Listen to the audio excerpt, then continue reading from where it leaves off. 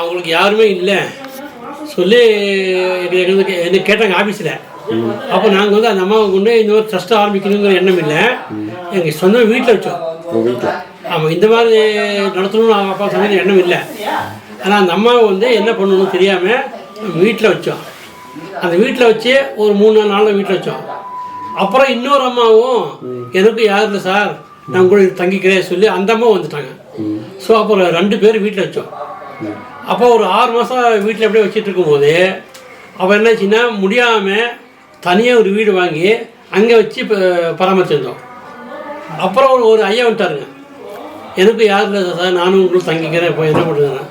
நான் சொன்னேன், இது லேடிஸ் இருக்காங்க, ஜென்ட்ஸ் இல்லைன்னு, இல்லை வாசலில் படுத்துக்கிறேங்க. ஸோ அந்த மாதிரி ஆரம்பிக்கப்பட்டது தான் இந்த எம்என் ட்ரஸ்ட்டுங்கிறது. அப்புறம் என்ன பண்ணோம், இப்போ இது தோட்டம், எங்கள் பூர்வீக தோட்டம். இந்த தோட்டத்தில் 2 வீடு இருந்துச்சு. இந்த வீடை வந்து சரி பண்ணி அந்த வீட்டை ஷிஃப்ட் பண்ணி இங்கே வச்சோம். அதுக்கப்புறம் சொன்னாங்க, நீங்களாம் இப்படி இப்போ வைக்கக்கூடாது, அது கவர்மெண்ட்டில் ஆர்டர் வாங்கணும், ட்ரஸ்ட்டு ஃபார்ம் பண்ணணும் சொல்லி அப்புறம் தான் நாங்கள் ட்ரஸ்ட்டு ஃபார்ம் பண்ணி 2008 அப்படியே ஆரம்பித்து இதுக்கு இருக்குங்க. ஆனால் இதுக்கு முன்னாடி வந்து இந்த மாதிரி ட்ரஸ்ட்டு பண்ணணும் அந்த ஐடியா குடும்பத்துக்கு யாரும் இல்லை, நமக்கு யாரும் இல்லை. இந்த அளவுக்கு ஆயிடுச்சு இல்லைங்க, ஆயிடுச்சுங்க. அது படிப்படியாக ஆயிடுச்சு.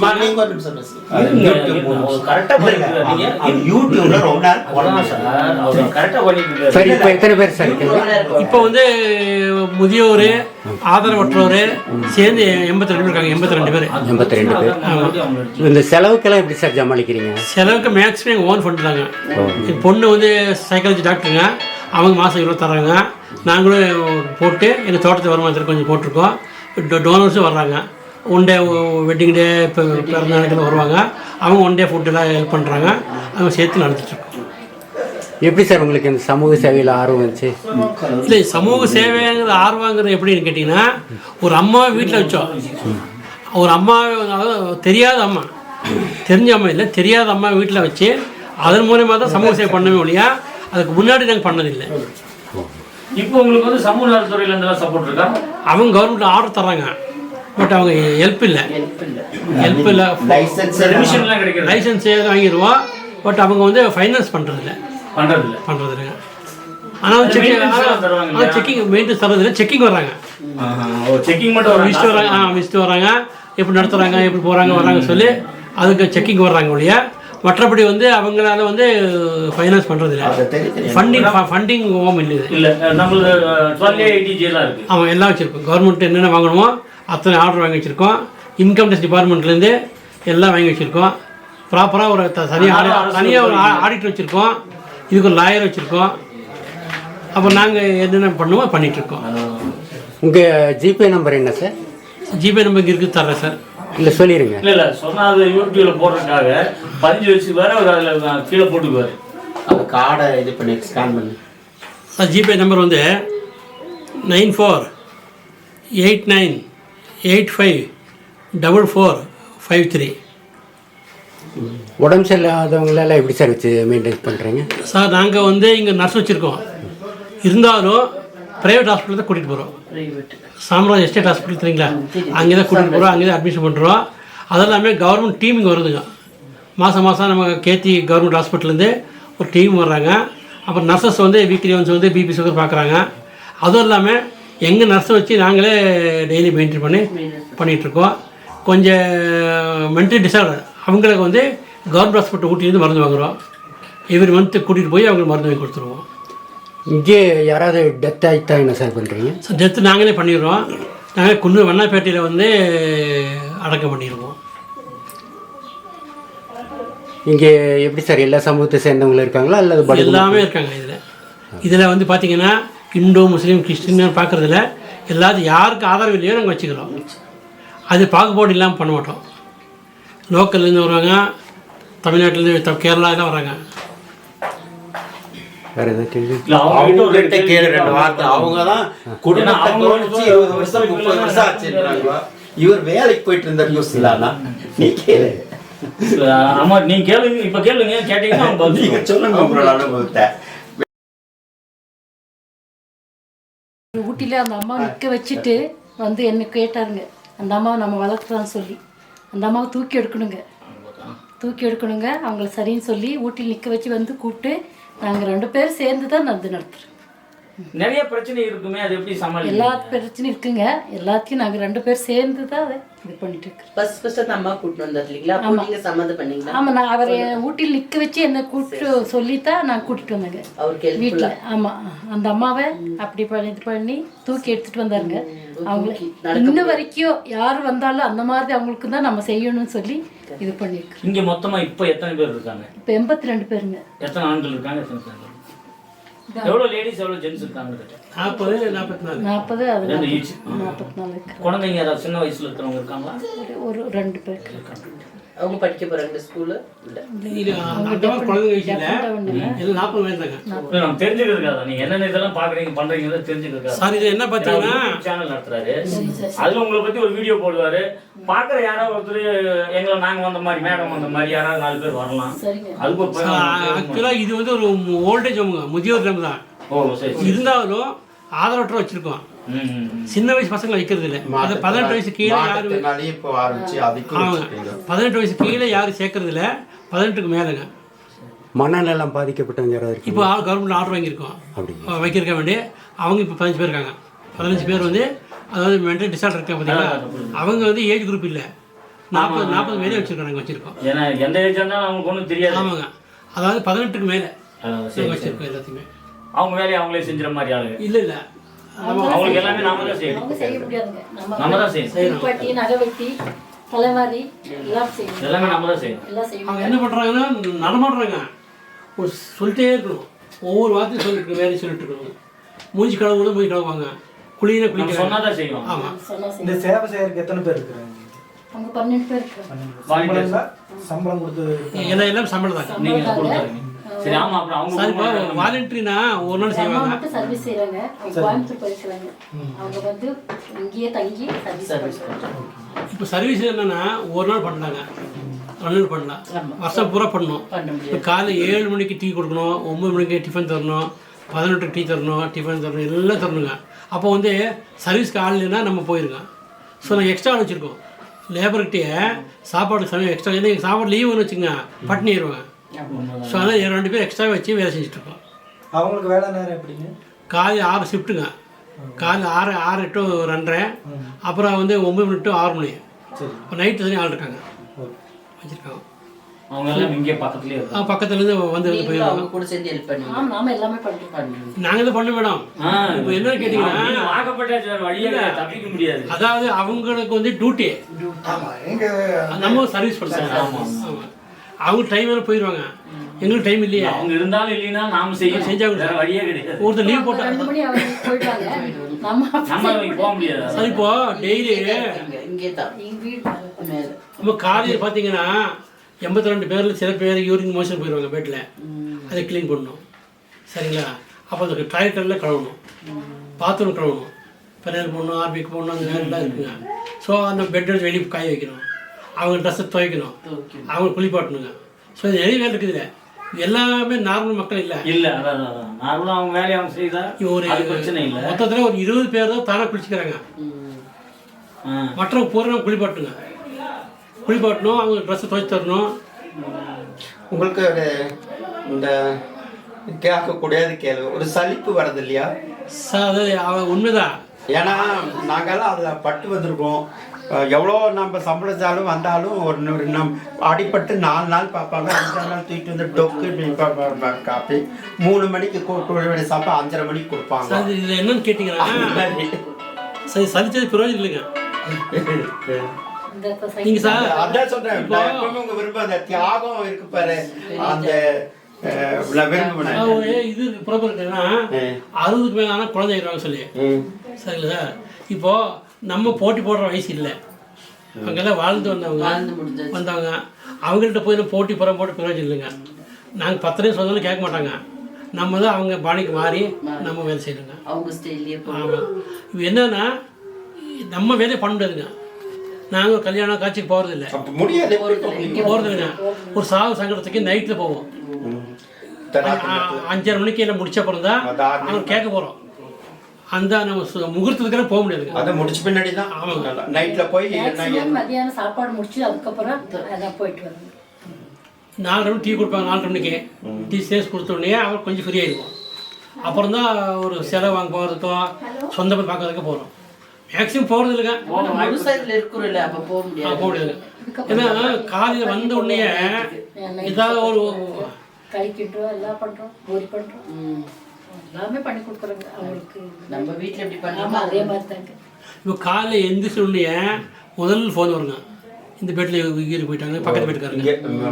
ஸோ நம்ம காலையிலேருந்து நைட் வரைக்கும் அதே வேலை தாங்க, வேறு என்ன ஓடாதுங்க. என்ன கவலை இருந்தாலும் என்ன இருந்தாலும் இங்கே சரியாக இருங்க. ஒரு சர்வீஸ் தானே உங்களுக்கு. ஏன்னா ஒருத்தர் 101 வயசு இருக்கார் ஒரு ஐயா. ஆமாங்க. இவங்க வீட்டுக்கு என்ன கேட்டாரு, நீங்க பாய்ஸ் ஸ்டாப்ல தானே இருக்கீங்க, பேசுறாரு. இதில் என்ன நம்ம சமூகத்தில் என்ன பண்ணுறாங்கன்னா என்னென்ன வேலை வாங்கணும் வேலை வாங்கிடுறாங்க, வாங்கி அனுப்பிச்சுட்றாங்க. முடியாத கட்டத்தில் நீங்கள் அனுப்பிச்சிடுறாங்க. அதான் எல்லாம் அதே மாதிரி அது ஒரு தப்பான காரியம் அது. உலகம் அப்படித்தானே. ஆமாம். இப்போ முந்தானத்து ரீசனாக பார்த்துருப்பீங்க, 3 பேரும் பொண்ணுங்க அமெரிக்காலேயே இங்கே இருக்கிறவங்க, அவங்க அப்பா ஹோமில் கொண்டாந்து சேர்த்தவங்க சரி அவ்வளோ பார்த்தவங்க செத்துருச்சு. செத்தோன்னு வீடியோவில் காமிங்கோ எதுன்னு காமிச்சிட்டு பைசா மட்டும் அனுப்பிச்சி விட்டாங்க. என்னமோ செலவு எங்களுக்கு கொடுங்கோ நாங்கள் அனுப்பிச்சுட்றோன்ட்டு. ஆமாம், பைசா எப்படி வரும் போகுங்க, அந்த அன்பு அன்பு வருது சொல்லுங்க. அதை ஒரு சிலரால் 10 நாள்னா கூட அந்த சாவை வச்சுட்டு வந்து அடக்கம் பண்ணிட்டு போறாங்க இருக்காங்க. லீவு, ஃப்ளைட் டிக்கெட்டு இதெல்லாம் கிடைச்சோடனே வராங்க. இவங்க நீங்க வீடியோ காமிங்க நாங்க பாத்துக்கிறோம்னு சொல்லிட்டு பணத்தை மட்டும் கொடுத்து. நீங்க உங்க இந்த எமர்ஜென்சிக்கு ஏதாவது சொந்த ஆம்புலன்ஸ் எல்லா வண்டி வச்சிருக்கோம். டிரைவர் இருக்காங்க, ஆம்புலன்ஸ் வண்டி எல்லாம், சாவு வண்டி எல்லாம் வச்சிருக்கோம்.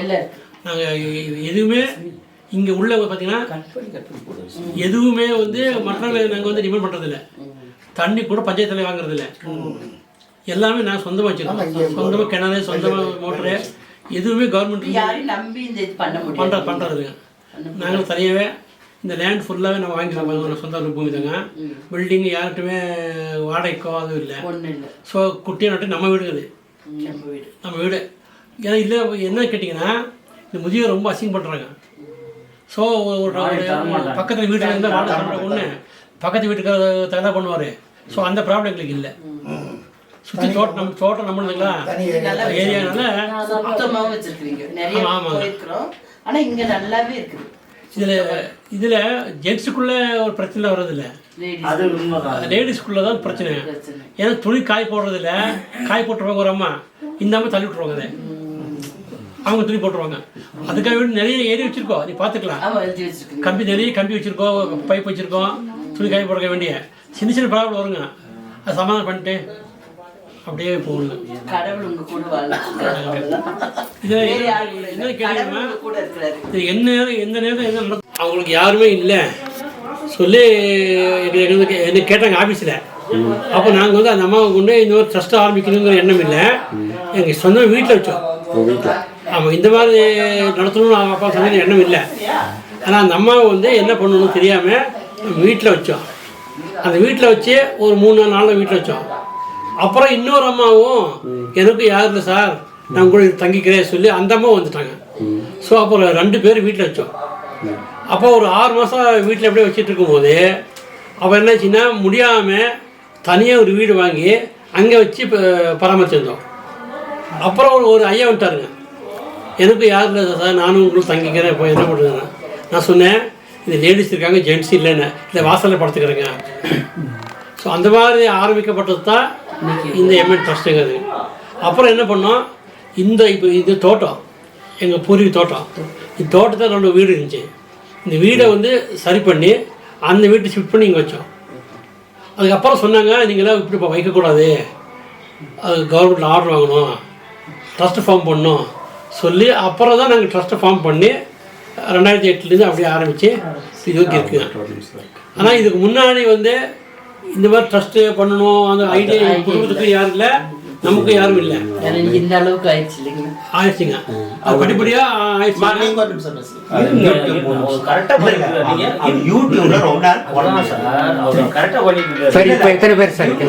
இப்போ வந்து முதியோர், ஆதரவற்றோர் சேர்ந்து 82 இருக்காங்க. 82 பேர். 82 பேர். இந்த செலவுக்கெல்லாம் எப்படி சார் சமாளிக்கிறீங்க? செலவுக்கு மேக்ஸிமம் எங்கள் ஓன் ஃபண்டு தாங்க. என் பொண்ணு வந்து சைக்காலஜி டாக்டருங்க, அவங்க மாதம் இவ்வளோ தராங்க. நாங்களும் போட்டு எங்கள் தோட்டத்து வருமானத்தில் கொஞ்சம் போட்டிருக்கோம். டோனர்ஸும் வர்றாங்க. ஒன் டே வெட்டிங் டே இப்போ பிறந்த நாளைக்கெல்லாம் வருவாங்க. அவங்க ஒன் டே ஃபுட்டெல்லாம் ஹெல்ப் பண்ணுறாங்க. அவங்க சேர்த்து நடந்துட்டுருக்கோம். எப்படி சார் உங்களுக்கு இந்த சமூக சேவையில் ஆர்வம் வந்துச்சு? இல்லை, சமூக சேவைங்கிறது ஆர்வங்கிறது எப்படின்னு கேட்டிங்கன்னா, ஒரு அம்மாவை வீட்டில் வச்சோம். ஒரு அம்மா, அதாவது தெரியாத அம்மா, தெரிஞ்ச அம்மா இல்லை, தெரியாத அம்மா வீட்டில் வச்சு அதன் மூலமாக தான் சமூக சேவை பண்ணவே இல்லையா. அதுக்கு முன்னாடி நாங்கள் பண்ணதில்லை. இப்போ உங்களுக்கு வந்து சமூக நலத்துறையில இருந்தெல்லாம் சப்போர்ட் இருக்கா? அவங்க கவர்மெண்ட் ஆர்டர் தராங்க, பட் அவங்க ஹெல்ப் இல்லை.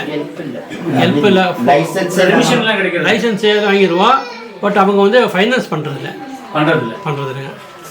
ஆனால் செக்கிங் மெயின்டெனன்ஸ் தரதில்லை. செக்கிங் வர்றாங்க, செக்கிங் மட்டும் மிஸ்ட்டு வராங்க, எப்படி நடத்துகிறாங்க, எப்படி போகிறாங்க வராங்க சொல்லி அதுக்கு செக்கிங் வர்றாங்க ஒழிய மற்றபடி வந்து அவங்களால வந்து ஃபைனான்ஸ் பண்ணுறதில்ல. ஃபண்டிங் ஹோம் இல்லை. நம்மளது 1280 எல்லாம் இருக்குது. அவன் எல்லாம் வச்சுருக்கோம். கவர்மெண்ட் என்னென்ன வாங்கணுமோ அத்தனை ஆர்டர் வாங்கி வச்சுருக்கோம். இன்கம் டேக்ஸ் டிபார்ட்மெண்ட்லேருந்து எல்லாம் வாங்கி வச்சுருக்கோம். ப்ராப்பராக ஒரு தனியாக ஒரு ஆடிட்டர் வச்சுருக்கோம். இதுக்கு ஒரு லாயர் வச்சுருக்கோம். அப்போ நாங்கள் என்னென்ன பண்ணுவோம் பண்ணிகிட்ருக்கோம்.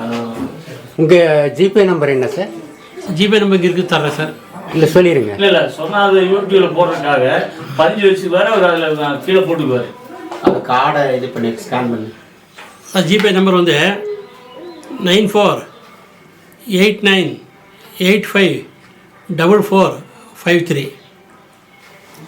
உடம்பு சரியில்லாதவங்களெல்லாம் எப்படி சார் வச்சு மெயின்டைன் பண்ணுறீங்க? சார் நாங்கள் வந்து இங்கே நர்ஸ் வச்சுருக்கோம். இருந்தாலும் ப்ரைவேட் ஹாஸ்பிட்டல் தான் கூட்டிகிட்டு போகிறோம்.